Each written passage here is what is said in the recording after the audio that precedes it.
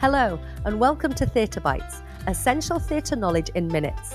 Today, we're stepping into the wild, raw, and unsettling world of the Theatre of Cruelty, where words are secondary and your body reacts before your brain can catch up. Antonin Artaud created the Theatre of Cruelty in the 1930s. But don't be fooled by the name, it's not about violence. It's about breaking through numbness, shocking the senses, and using theatre as a total physical experience. For Artaud, traditional Western theatre was too polite, too wordy, and too passive. He wanted theatre that attacked the senses, that unleashed deep emotions, and that woke the audience up. Artaud's Theatre of Cruelty used non-verbal sounds like screams, chants, and rhythmic percussion. Unusual staging. The actors were among the audience. There was no traditional stage. Intense lighting with flashes, shadows, intense colour. Symbolic movement, stylized gestures, and physical extremes.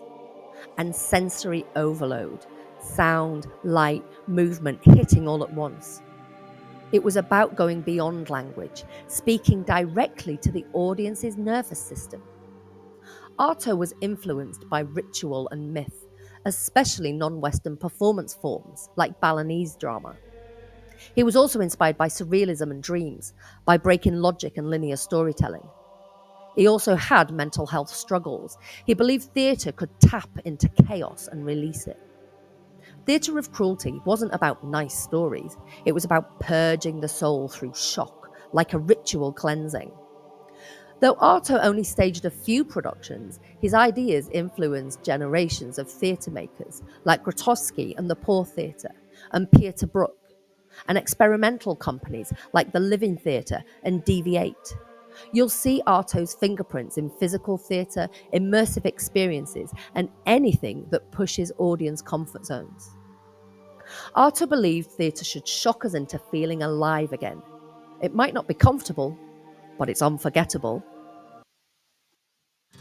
Thanks for watching Theatre Bites, your shortcut to essential theatre knowledge. Don't forget to like, share, and subscribe to support the channel.